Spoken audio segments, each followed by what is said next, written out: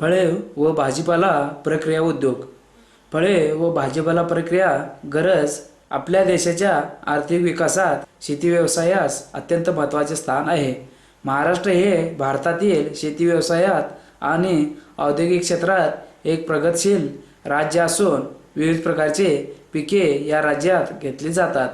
महाराष्ट्राच्या औद्योगिक विकासामुळे शेतमालास चांगली बाजारपेठ उपलब्ध झाली आहे. मुंबई, पुणे, नागपूर, सोलापूर, कोल्हापूर, औरंगाबाद या शहरातील औद्योगिकीकरणामुळे पालेभाज्या, फळे व इतर शेतमालाचा खप मोठ्या प्रमाणात होत असतो.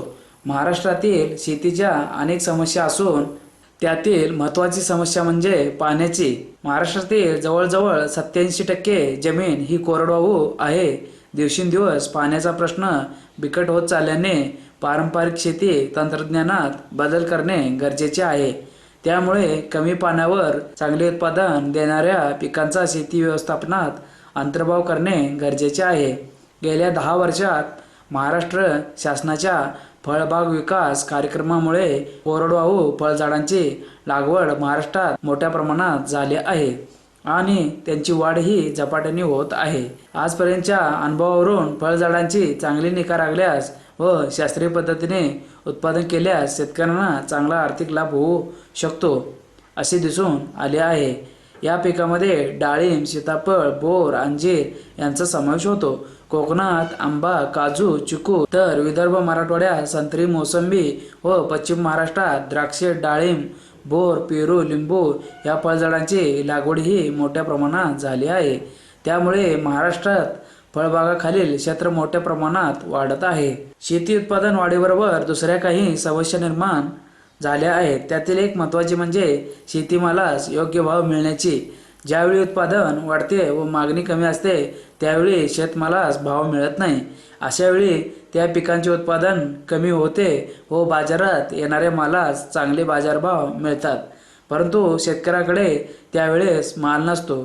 ऊस आणि कापूस यासारखी पिके सोडली तर बाकीच्या शेतमालास बाजारभावाची हमी नाही. त्यामुळे लहान शेतकऱ्यांना शेती व्यवसायात प्रगती करणे कठीण जात आहे. यासाठी शेतमालाची साठवण व त्यावर प्रक्रिया करून जर बाजारात माल विकला तर शेतकऱ्यांना चांगला भाव मिळेल व ग्राहकांना चांगल्या प्रतीचा माल स्वस्त दरात मिळेल. फळे आणि भाजीपाला हा नाशवंत माल असून आपण उत्पादित केलेल्या मालाची 20 ते 30% नासाडी होते. त्यामुळे उत्पादन करूनही ग्राहकांना या मालाचा काही उपयोग होत नाही. यासाठी ग्रामीण भागात शेतमालावर आधारित अन्नप्रक्रिया उद्योग उभे राहण्याची गरज आहे. प्रक्रियायुक्त पदार्थ तयार करताना घ्यावयाची काळजी. विविध फळापासून जाम, जेली, सरबत, स्क्वॅश, सिरप, लोणचे, चटणी, टूटी फ्रुटी, कँडी, मुरांबा इत्यादी पदार्थ तयार करता येतात. हे पदार्थ तयार करण्यासाठी फळांची योग्यरित्या निवड करणे, फळे स्वच्छ करणे, साल काढणे, ब्लँचिंग करणे, फळांचा रस अथवा गर काढणे, रस गाळून घेणे, निर्जंतुकीकरण करणे, वाळविणे अथवा सुकविणे, बाटल्या हवाबंद करणे व साठवण करणे इत्यादी प्रक्रियांचा समावेश होतो. फळांची निवड करणे. फळापासून वेगवेगळ्या प्रकारचे पदार्थ करण्यासाठी वापरली जाणारी फळे योग्य दर्जाची असणे अत्यंत महत्त्वाचे असते. फळापासून तयार केलेल्या पदार्थाचा दर्जा त्यासाठी वापरलेल्या फळांच्या प्रतीवर अवलंबून असतो. असे पदार्थ तयार करण्यासाठी वापरली जाणारी फळे ताजी, पूर्ण वाढलेली व पक्व झालेली असावीत. वेगवेगळ्या पदार्थासाठी वेगवेगळ्या प्रतीची फळे वापरणे गरजेचे असते. उदाहरणार्थ सरबत, स्क्वॅश, सिरप, जॅम तयार करण्यासाठी पूर्ण पिकलेली, घट्ट व चांगला वास येणारे फळे वापरावीत. जेली तयार करण्यासाठी पूर्ण वाढ झालेली परंतु थोडी कच्ची फळे वापरावीत. फळे स्वच्छ करणे. फळे निवडल्यानंतर ती स्वच्छ पाण्याने किंवा इतर रासायनिक द्रव्याने धुवून घेणे गरजेचे असते. फळे स्वच्छ करण्याच्या विविध पद्धती आहेत. सर्वसाधारणतः घरगुती पद्धतीत थंड पाण्याने ती स्वच्छ धुतली जातात. काही ठिकाणी गरम पाणी किंवा पोटॅशियम परमॅंगनेट पाण्यात मिसळून वापरले जाते. त्यामुळे फळावर असणारे घाण किंवा फवारलेल्या कीटकनाशकाचा उर्वरित भाग निघून ते योग्य प्रकारे स्वच्छ होतात. अशा तऱ्हेने स्वच्छ केलेली फळेच वेगवेगळे पदार्थ तयार करण्यासाठी वापरावीत, अन्यथा तयार होणारे पदार्थ सुद्धा खराब होण्याची शक्यता असते. फळांची साल काढणे. फळे स्वच्छ धुवून घेतल्यानंतर त्यांची साल योग्य प्रकारे काढणे महत्त्वाचे असते. फळांचे साल काढण्यासाठी अनेक पद्धती अंमलात आणल्या जातात. हाताने साल काढणे. अनेक फळांच्या साली सुरीच्या साहाय्याने काढता येतात. फळांच्या साली काढण्यासाठी स्टेनलेस स्टीलची सुरी वापरावी. साली काढण्यासाठी लोखंडी सुरी वापरू नये, कारण फळातील रासायनिक द्रव्यावर लोहाचा परिणाम होऊन फळांच्या तुकड्यांना व रसाला काळपट रंग येतो. गरम पाण्याच्या प्रक्रियेने साल काढणे. या पद्धतीमध्ये फळे 60 ते 70 अंश सेल्सिअसच्या गरम पाण्यात जरुरीप्रमाणे 10 ते 60 सेकंद ठेवतात. या प्रक्रियेमुळे फळांच्या पातळ साली आतील गरापासून वेगळ्या होतात. या पद्धतीने फळांच्या साली काढल्यास त्यापासून तयार होणाऱ्या पदार्थाचा रंग व स्वाद बदलत नाही. त्याचप्रमाणे फळे जास्त साखर सामावून घेतात. मोठ्या प्रमाणात फळांची साल काढण्यास या पद्धतीचा वापर करतात. सोड्याच्या साहाय्याने साल काढणे. या पद्धतीमध्ये खाण्याचा सोडा पाण्यात मिसळून व तो उकळून घेऊन त्याचे द्रावण करतात. 1 लिटर पाण्यात 10 ते 20 ग्रॅम खाण्याचा सोडा टाकून त्याचे द्रावण तयार करावे. नंतर या द्रावणात फळांच्या प्रकारानुसार 3 सेकंद ते 2 मिनिटपर्यंत गरम करून ती फळे बाहेर काढल्यानंतर पाण्यात स्वच्छ धुवून त्याची साल काढली जाते. गरम पाण्याची प्रक्रिया. फळे आणि भाजीपाला यावर गरम पाण्याचा किंवा गरम वाफेच्या विशिष्ट कालावधी केलेल्या प्रक्रियेला ब्लँचिंग म्हणतात. या प्रक्रियेमुळे फळांच्या पेशीतील हवा काढून घेतली जाते व अतिसूक्ष्म जंतू नष्ट केले जातात. तसेच या प्रक्रियेमुळे फळातील उत्प्रेरके निष्क्रिय होऊन अंतिम पदार्थास येणारा उग्र वास व अयोग्य रंग टाळता येतो. फळातील अतिसूक्ष्म जंतू व उत्प्रेरक नष्ट झाल्यामुळे त्यापासून तयार होणारे पदार्थ चांगल्या स्थितीत बराच काळ टिकून राहतात. फळांचा रस अथवा गर काढणे. फळापासून रस अथवा गर काढण्याच्या विविध पद्धतीचा वापर केला जातो. सर्वसाधारणपणे हाताने व मशीनद्वारे फळांचा रस काढला जातो. मशीनद्वारे फळांचा रस काढण्यासाठी basket press, screw type juice extractor आणि पल्पिंग मशीनचा वापर करतात. फालसा, डाळिंब, कृष्णकमळ, अननसचा रस काढण्यासाठी स्क्रू टाईप ज्यूस एक्स्ट्रॅक्टरचा तर आंबा, टोमॅटो या फळांसाठी पल्पिंग मशीनचा वापर करतात. फळापासून रस अथवा गर काढून घेण्यासाठी वापरायच्या मशीनला गंज व इतर घाण लागलेली नसावी. तसेच प्रक्रियेत वापरायची भांडी लोखंडी किंवा तांब्याची नसावीत. वापरायची मशीन व इतर पूरक साधने अल्युमिनियम अथवा स्टीलची असावीत. रस गाळून घेणे. फळांचा रस काढल्यानंतर तो पातळ मलमल कापडातून गाळून घ्यावा. त्यामुळे रसातील बिया, गरातील तंतुमय पदार्थ व साग वेगळा करता येतो. यासाठी सेंट्रीफ्यूज मशीनचा सुद्धा वापर करता येतो. हा रस नंतर वेगवेगळे पदार्थ तयार करण्यासाठी वापरावा. घरगुती पद्धतीने टोमॅटो, कवट यांचा गर काढण्यासाठी स्टीलच्या चाळणीचा वापर करावा. चाळणीमुळे घट्ट गर सहजासहजी वेगळा करून बिया आणि चोथा वेगळा करता येतो. निर्जंतुकीकरण करणे. फळापासून पदार्थ तयार करताना लागणाऱ्या साहित्यातील जीवाणू नष्ट करण्याच्या प्रक्रियेस निर्जंतुकीकरण असे म्हणतात. या प्रक्रियेमुळे पदार्थाची साठवण क्षमता वाढते. फळापासून विविध पदार्थ तयार करण्यासाठी लागणारे साहित्य उदाहरणार्थ सुरी, पातेले, चमचा, काचेच्या बाटल्या, बरण्या, त्यांची झाकणे, स्टीलची पकड हे सर्व उकळत्या पाण्यात 100°C तापमानाला 15 ते 20 मिनिटे ठेवून ते निर्जंतुक करून घ्यावे. ही प्रक्रिया अत्यंत महत्त्वाची असते, कारण फळांच्या रसावर वातावरणातील तसेच वापरलेल्या अस्वच्छ साहित्यातील जीवाणूंचा विपरीत परिणाम होऊन रस खराब होण्याची शक्यता असते. बाटल्या हवाबंद करणे. वरीलप्रमाणे निर्जंतुक केलेली झाकणे व कॉर्नकॉच बोचे मशीनच्या साहाय्याने बाटल्यांना घट्ट बसवून ती हवाबंद करावीत. निर्जंतुक केलेल्या बाटलीमध्ये रस, स्क्वॅश अथवा सिरप भरताना कमीत कमी 1.5 ते 2 सेंटीमीटर गळ्याचा भाग मोकळा राहील याची दक्षता घ्यावी. रस अथवा स्क्वॅश बाटल्यामध्ये पूर्णपणे भरल्यास त्यांना झाकणे अथवा बुची व्यवस्थित बसवता येत नाहीत. जाम, जेली व चटणी यासारखे पदार्थ बाटल्यात भरल्यावर ते पूर्ण थंड होईपर्यंत बाटल्या तशाच उघड्यावर ठेवाव्यात. त्या पूर्णपणे थंड झाल्यावर वितळून घेतलेल्या मेणाचा थर बाटलीच्या तोंडाशी देऊन नंतर निर्जंतुक केलेली झाकणं लावून ती हवाबंद करावीत. साठवण. विविध फळांचा रस, स्क्वॅश व सिरप जास्त दिवस टिकवण्यासाठी 2 पद्धतीचा वापर करता येतो. रस गरम पाण्यात थोडा वेळ ठेवून निर्जंतुक करून घेणे. या प्रक्रियेमध्ये रस प्रथम 80-82 अंश सेल्सिअस तापमानाला 15 ते 20 मिनिटे गरम करून निर्जंतुक केलेल्या बाटलीमध्ये भरून त्यांना झाकण बसवून त्या हवाबंद केल्या जातात. नंतर त्या बाटल्या गरम पाण्यात 85 अंश सेल्सिअस तापमानाला 25 ते 30 मिनिटे ठेवून निर्जंतुक केले जातात. या प्रक्रियेस पाश्चरायझेशन असे म्हणतात. रस नासविणारे रसातील जीवाणू या प्रक्रियेमुळे नष्ट केले जातात. त्यामुळे बाटल्यातील रस जास्त दिवस चांगल्या स्थितीत राहतो. रासायनिक संरक्षकांचा वापर.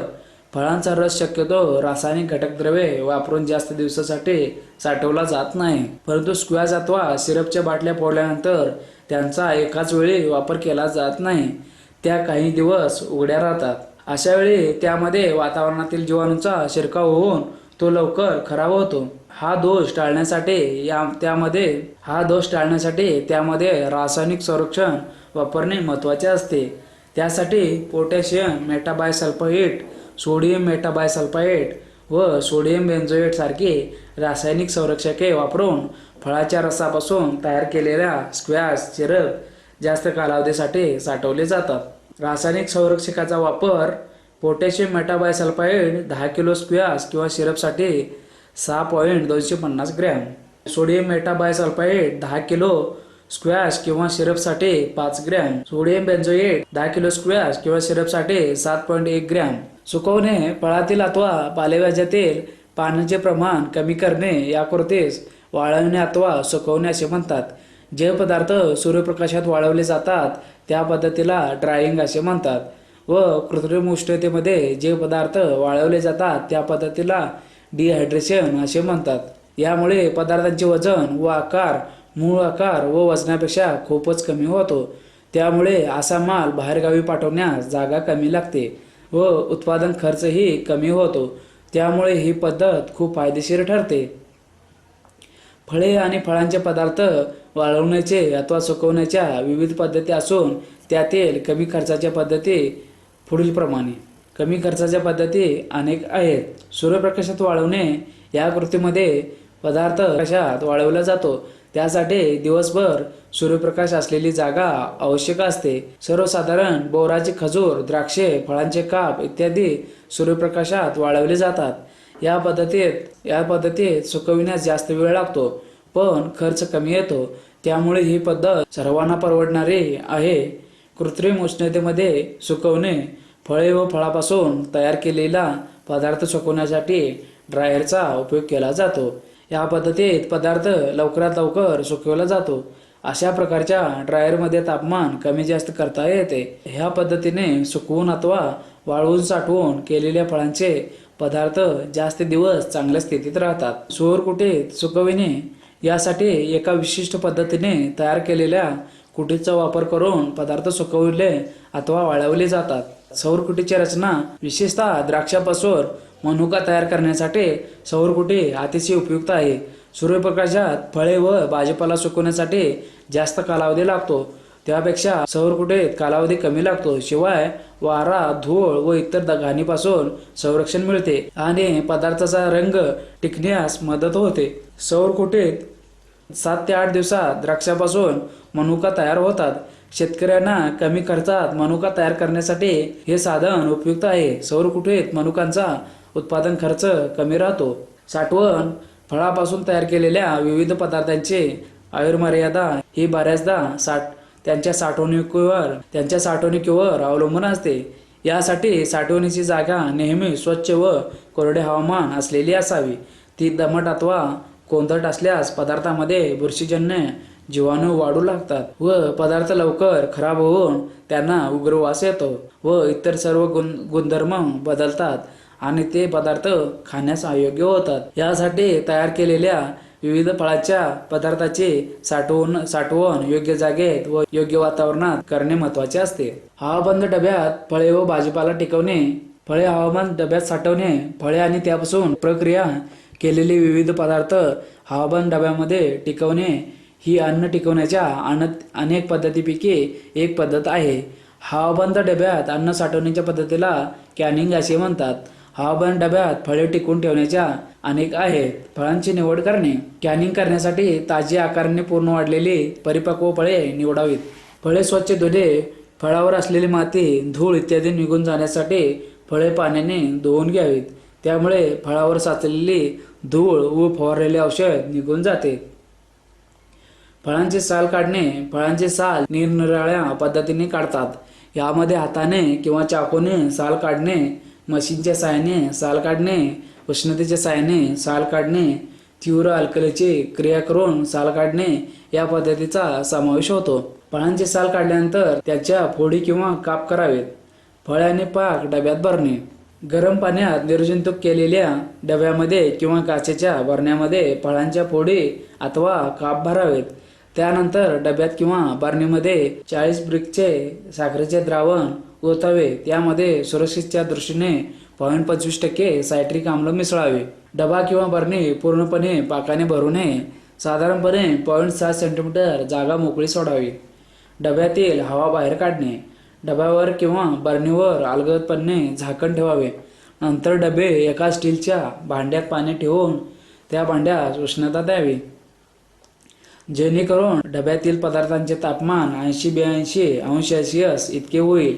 या क्रियेमुळे डब्यातील हवेचे वाफेत रूपांतर होऊन ती ओलसर ठेवलेल्या झाकणामधून उडून जाते. डबे सीलबंद करणे. डबे गरम पाण्यातून बाहेर काढून शिमर मशीनच्या साहाय्याने सीलबंद करावेत. प्रक्रिया करणे. एका स्टीलच्या भांड्यात पाणी घेऊन बरण्या किंवा डबे त्यात साठवून ती उकळत्या पाण्यात 20 ते 25 मिनिटांपर्यंत ठेवावीत. डबे थंड करणे आणि साठवण करणे. उकळत्या पाण्यातून डबे बाहेर काढून ते वाहत्या पाण्यात थंड करावेत. थंड झाल्यावर बरण्या किंवा डबे कोरड्या जागी साठवावेत. आंब्यांची हवाबंद डब्यात साठवण कशी करतात हे अत्यंत महत्त्वाचे आहे. भाजीपाला हवाबंद डब्यात साठवणे. वाटाणा, भेंडी, गाजर, टोमॅटो इत्यादी भाज्यावर प्रक्रिया करून त्या हवाबंद डब्यात अनेक दिवस साठवून ठेवण्याचे तंत्रज्ञान जगात सर्वत्र वापरात आहे. भारतात मात्र हिरव्या वाटाण्यावर प्रक्रिया करून हवाबंद डब्यात साठवण्याच्या उद्योगाला चांगला वाव मिळाला आहे. मिठाचे द्रावण किंवा मसाला वापरून गाजर, बटाटा, टोमॅटोचा रस, फुलकोबी, पानकोबी इत्यादी भाज्या फार काळ चांगल्या स्थितीत हवाबंद डब्यात टिकतात. देशाच्या संरक्षण खात्याच्या मागणीनुसार भेंडी, पडवळ, कारली, वांगी इत्यादी भाज्या मोठ्या प्रमाणात हवाबंद डब्यात साठवून त्यांना पुरवल्या जातात. मात्र इतर लोकांकडून अशा हवाबंद प्रकारच्या भाज्यांना मागणी कमी असते. प्रथम कोवळ्या आणि चांगल्या घट्ट असलेल्या भाज्यांची निवड करून त्या स्वच्छ पाण्याने धुवून घ्याव्यात. भाज्यांची देठे आणि न वापरता येणारा भाग काढून टाकावा. भाज्यांचा आकार आणि परिपक्वतेनुसार काळजीपूर्वक प्रतवारी करावी. नंतर त्या एका मलमलच्या कापडात घेऊन उकळत्या पाण्यात 2 ते 5 मिनिटे बुडवाव्यात. नंतर ब्लांचिंग केलेल्या भाजी डब्यात भरून त्यात 3% मिठाचे गरम द्रावण ओतावे. डबा पूर्णपणे भरू नये. डब्याच्या काठापासून 0.6 ते 1 सेंटीमीटर एवढी जागा रिकामी सोडून मिठाचे द्रावण ओतावे. झाकण मात्र घट्ट लावू नये. त्यानंतर डबा उकळत्या पाण्यात 6 ते 10 मिनिटे ठेवावा. या क्रियेला एक्झॉस्टिंग असे म्हणतात. उकळत्या पाण्यात ठेवल्याने डब्यातील मिठाचे द्रावण आणि पदार्थही गरम होतो. त्यामुळे आतील हवा वाफेच्या स्वरूपात डब्याच्या बाहेर निघून जाते. असे केल्याने साठवणे डबा गंजत नाही. आतील पदार्थ रंगहीन होत नाही. तसेच हवा बाहेर काढून टाकल्याने डब्यातील पदार्थामध्ये असणारे जीवनसत्व भाजीपाल्याची साठवणीत टिकून राहते. यानंतर डबे डबल शिमरच्या सहाय्याने सीलबंद करावेत. सीलबंद केलेल्या भाज्यांच्या डब्यांना 116 अंश सेल्सिअस तापमानाला म्हणजेच 0.7 किलोग्राम प्रति चौरस सेंटीमीटर वाफेच्या दाबाखाली प्रेशर कुकरमध्ये उष्णता द्यावी. त्यानंतर डबे काढून ते वाहत्या थंड पाण्यात धरावे व नंतर त्याची साठवणूक करावी. वाटाणा हवाबंद डब्यात वापरायचा वाटाणा हा पूर्णपणे पक्व व त्याला हिरवा रंग असलेला पाहिजे. अतिपक्व किंवा अपक्व वाटाणा हवाबंद करण्याकरता वापरू नये. वाटाण्याच्या शेंगा ह्या मशीनच्या साहाय्याने सोलून त्याचे दाणे वेगळे करावेत आणि दाण्यांच्या आकारानुसार त्यांचे ग्रेडिंग करावे. भेंडी याकरता एकाच आकाराच्या कोवळ्या भेंड्या निवडून त्या स्वच्छ पाण्यात धुतल्या जातात. एकतर त्या अखंड वापरल्या जातात किंवा त्यांचे एकसारखे तुकडे केले जातात.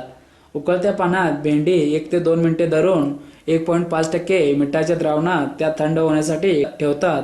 हवाबंद डब्यात 2% मिठाच्या द्रावणात भेंडी ठेवून त्यावर झाकण ठेवून डब्यातील हवा काढून टाकण्यासाठी हे डबे 79-82 अंश सेल्सिअस तापमानाला 30-35 मिनिटे गरम करतात. त्यानंतर डबे सीलबंद करतात. फळांपासून पेय तयार करणे. फळांपासून बनवलेल्या पेयांना भारतात वर्षभर मागणी असते. फळांच्या रसापासून बनवलेल्या पेयांचे आहार मूल्य सुद्धा चांगले असते. सरबत, स्क्वॅश व सिरप.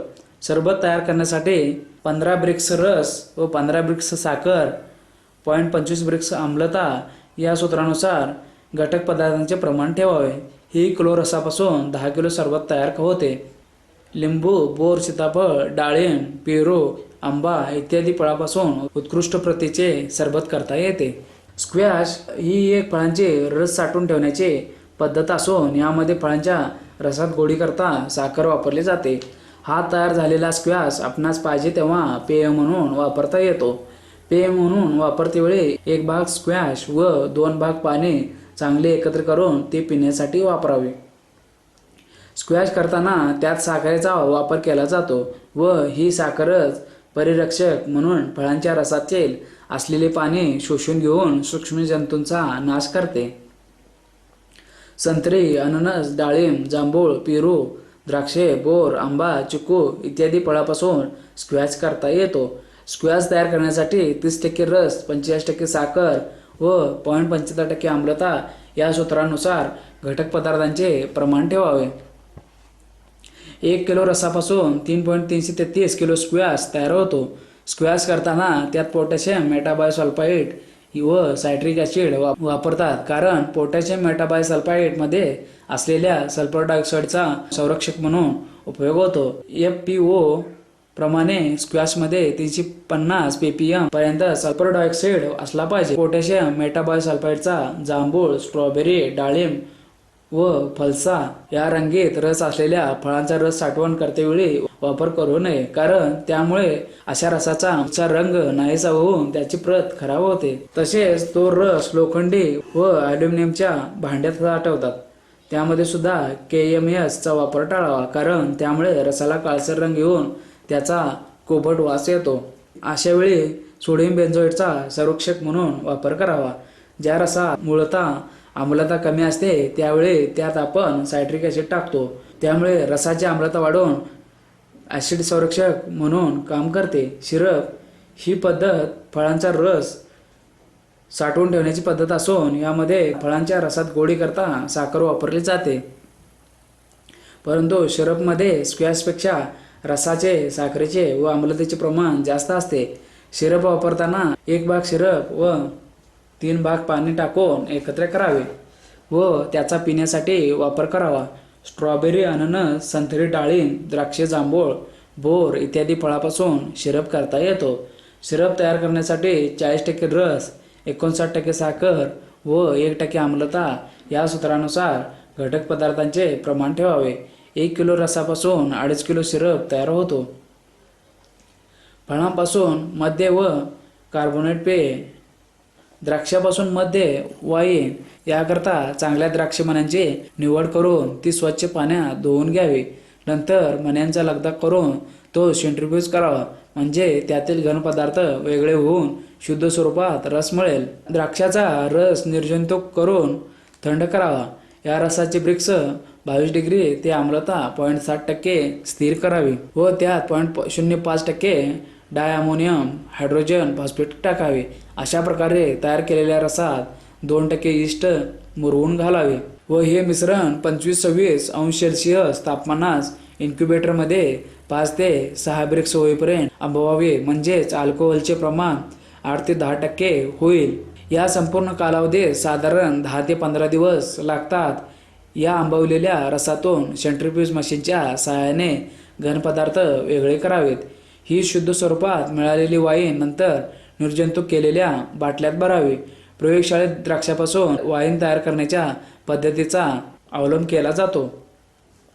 वेगवेगळ्या पेयातील अल्कोहोलचे प्रमाण: निरा 3.5 ते 7%, बियर 5 ते 6%, वाईन 10 ते 16%, ब्रँडी विस्की 40 ते 51%, रम, व्होडका, जिन 51 ते 59%, शॅम्पेन 12 ते 14%. फळांच्या रसापासून वाईन करणे सोपे आहे. त्यासाठी फार मोठ्या भांडवलाची किंवा तंत्रज्ञानाची जरुरी भासत नाही. थोडे प्रशिक्षण घेऊन खेड्यातील बेकार तरुणीही असा उद्योग सुरू करू शकतील. त्यासाठी छोट्या प्रमाणात का होईना वाईनचे कारखाने निघणे जरुरीचे आहे. त्यामुळे लोकांना फायदे मिळू शकतील. फळांपासून जाम. फळांचा गर ठराविक वजनाच्या साखरेत शिजवून तयार झालेल्या पदार्थाला जाम असे म्हणतात. अशा तयार झालेल्या जाममध्ये ब्रिक्स 68.50 डिग्री इतका असावा. फळांपासून पेय तयार करणे. फळांपासून बनवलेल्या पेयांना भारतात वर्षभर मागणी असते. फळांच्या रसापासून बनवलेल्या पेयांचे आहार मूल्य सुद्धा चांगले असते. सरबत, स्क्वॅश व सिरप. सरबत तयार करण्यासाठी 15 ब्रिक्स रस व 15 ब्रिक्स साखर, 0.25 ब्रिक्स आम्लता या सूत्रानुसार घटक पदार्थांचे प्रमाण ठेवावे. ही किलो रसापासून 10 किलो सरबत तयार होते. लिंबू, बोर, सीताफळ, डाळिंब, पेरू, आंबा इत्यादी फळापासून उत्कृष्ट प्रतीचे सरबत करता येते. सरबत तयार करण्यासाठी आंब्याचा रस 1 किलो, साखर 1.320 किलो, सायट्रिक ॲसिड 20 ग्रॅम, पाणी 7.660 लिटर या प्रमाणात घटक पदार्थांचा वापर केल्यास उत्तम प्रकारचे थंड पेय तयार होते. बाजारात उपलब्ध असलेली फ्रुटी, जम्पिन, मँगोला, माझा यासारखी व्यापारी तत्वावर तयार केलेली शीतपेये आंब्याच्या रसाचा वापर करूनच तयार केलेले आहेत. परंतु हा पदार्थ टिकाऊ नसतो म्हणून रसाची साठवण स्क्वॅश किंवा सिरप तयार करून करतात. स्क्वॅश करण्यासाठी रस 1 kilo, 1.320 kilo, citric acid 20 gram, पाणी 990 मिली व सोडियम बेन्झोएट 2.4 ग्रॅम या घटक पदार्थांचा वापर करावा. स्क्वॅशपासून सरबत तयार करताना 1 भाग स्क्वॅश आणि 2 भाग पाणी घेऊन सरबत करावे. सरबत थंड तापमानात ठेवावे म्हणजे पिताना त्याची चव अधिक चांगली वाटते. सिरप तयार करण्यासाठी रस 1 किलो, साखर 1.295 किलो, सायट्रिक आम्ल 20 ग्रॅम, पाणी 182 मिली व सोडियम बेन्झोएट 2.4 ग्रॅम वापरावे. सिरपपासून सरबत करताना 1 भाग सिरप आणि 3 भाग पाणी घेऊन सरबत तयार करावे. स्क्वॅश आणि सिरप थंड वातावरणात साठवण्याची गरज नसते. हे पदार्थ दीर्घकाळ टिकतात. जाम तयार करण्यासाठी गर 1 किलो, साखर 750 ग्रॅम व सायट्रिक ॲसिड 2 ग्रॅम या घटक पदार्थांचा वापर करावा. जाम करताना गर व साखर एकजीव करतात व मंद शेगडीवर शिजवतात. त्यात विरघळलेले सायट्रिक ॲसिड टाकून स्टीलच्या पळीने हलवून एकजीव करतात आणि जाम 68 ते 69 अंश ब्रिक्स येईपर्यंत शिजवतात. जाम निर्जंतुक केलेल्या बाटल्यात भरून थंड करून बाटल्या बंद करून कोरड्या आणि थंड जागेत साठवतात. अशा प्रकारे जाम बऱ्याच काळ टिकते. टॉफी आणि वडी. घराचा उपयोग टॉफी करण्यासाठी सुद्धा करता येतो. टॉफी करण्यासाठी गर 1 किलो, साखर 600 ग्रॅम, ग्लुकोज 100 ग्रॅम, दूध पावडर 160 ग्रॅम व वनस्पती तूप 100 ग्रॅम यांचा वापर करावा. प्रथम गराला उष्णता देऊन 1 स्थिर होईपर्यंत आटवतात. नंतर साखर, ग्लुकोज, दूध पावडर व तूप टाकून शिजवतात. मिश्रणाचा ब्रिक्स 80 ते 82 अंश इतका झाला की तापवण्याची क्रिया बंद करतात व हे मिश्रण तूप लावलेल्या ट्रेवर पसरवून थंड करून कापून वड्या करतात व त्याचा टॉफी म्हणून वापर करतात. हवाबंद डब्यात साठवण. हापूस, पायरी, मालगोवा या कापून खाण्याच्या आंब्याच्या जातीचे काप करून ते साठवले जातात. याकरता प्रथम पिकलेल्या आंब्याचे काप काढून त्याचे तुकडे केले जातात व ते मिठाच्या पाण्याचे द्रावण आणि अस्कॉर्बिक ॲसिड यांच्या द्रावणात बुडविले जातात. त्यामुळे आंब्याच्या गराचा मूळ रंग राखला जातो. त्यानंतर ते काप सायट्रिक ॲसिड आणि अस्कॉर्बिक ॲसिड असलेल्या 40-50% साखरेच्या पाकात साठवले जातात. नंतर हवाबंद डब्यात भरून बंद करून त्यावर प्रक्रिया करतात आणि थंड करून 20 अंश सेल्सिअस तापमानात साठवले जातात. या तापमानामध्ये आंब्याच्या गराचा स्वाद, रंग व चव जवळजवळ 1 वर्षभर चांगली राहू शकते. मुरांबे 2 प्रकारचे असतात, साखर आंबा आणि गुळांबा. मुरंबा तयार करताना कैऱ्याची साल काढून त्याचा खीस अथवा फोडी तयार करतात. साखर आंबा करताना आंब्याचा खीस 1 किलो, साखर 1.5 किलो, पाणी 150 मिली, वेलदोडे 10 नग व सायट्रिक ॲसिड 6 ग्रॅम या घटक पदार्थांचा वापर करावा. प्रथम पातेल्यात पाणी घेऊन त्यात सायट्रिक ॲसिड विरघळून घेतात. नंतर पाणी थोडे गरम करून त्यात किस अथवा फोडी टाकतात आणि साखर टाकून पळीने एकसारखे हलवतात. साधारणपणे 68 ते 70 अंश ब्रिक्स येईपर्यंत किंवा पाक मोहरून वर येईपर्यंत शिजवतात व नंतर त्यात वेलदोड्याची पूड टाकून थंड झाल्यावर कोरड्या बरणीत भरतात. पन्ने कैरीपासून उत्तम प्रतीचे पन्ने तयार करता येते. त्यासाठी कैरीचे काप पातेल्यात पाणी घेऊन मऊ होईपर्यंत शिजवतात. नंतर साल काढून त्याचे लहान लहान तुकडे करतात किंवा कैरीची साल काढून त्याचे तुकडे शिजवतात आणि मिक्सरमध्ये लगदा तयार करतात. हा लगदा मलमलच्या कापडात घेऊन हाताने पिळून त्याचा रस काढतात. हा रस नंतर पन्ने तयार करण्यासाठी वापरतात. पन्ने तयार करण्यासाठी कच्च्या कैरीचा रस 1 किलो, साखर 1.660 किलो, पाणी 1.606 लिटर, काळी मिरी पावडर 9 ग्रॅम, जिरे पावडर 9 ग्रॅम व मीठ 20 ग्रॅम या घटक पदार्थांचा वापर करावा. प्रथम पातेल्यात पाणी आणि कैरीचा रस घेऊन त्यात मीठ आणि साखर विरघळतात आणि त्यात जिरे आणि काळी मिरी यांची पूड टाकतात. नंतर हा रस गरम करून थंड करतात व पातळ मलमलच्या कापडातून गाळून घेतात व बाटल्यात भरून थंड होण्यासाठी ठेवतात. 1 ग्लास पन्न्यात 3 ग्लास पाणी टाकून ते पिण्यास वापरतात. आयुर्वेदातील काही संदर्भात पन्ने हे पेय पोटदुखीवर आणि उष्माघातावर अत्यंत गुणकारी असल्याचे सांगितले आहे. द्राक्षे हे अत्यंत मधुर, रसाळ व सत्वयुक्त फळ आहे. मानवी शरीराच्या वाढीस व संरक्षणासाठी लागणारी खनिजे व जीवनसत्व द्राक्षामध्ये असतात.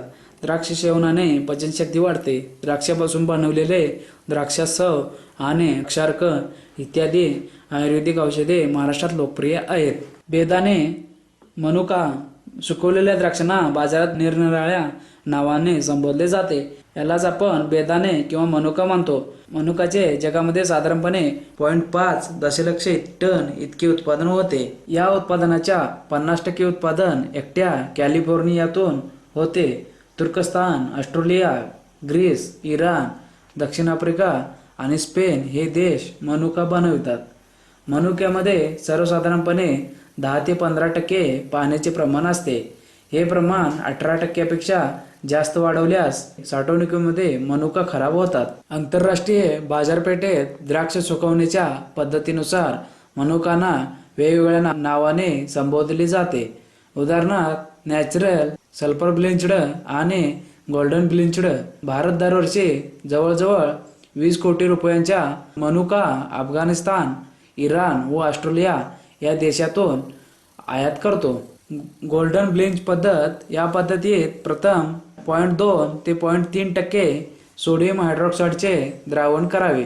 या पद्धतीत प्रथम 0.2 ते 0.3% सोडियम हायड्रॉक्साईडचे द्रावण करावे. म्हणजे 20 ते 30 ग्रॅम सोडियम हायड्रॉक्साईड 10 लिटर पाण्यात विरघळून घ्यावे. हे द्रावण उबट भांड्यात घेऊन ते शेगडीवर गरम करण्यासाठी ठेवावे. हे द्रावण 97 ते 100 अंश सेंटीग्रेड तापमान येईपर्यंत उकळून घ्यावे.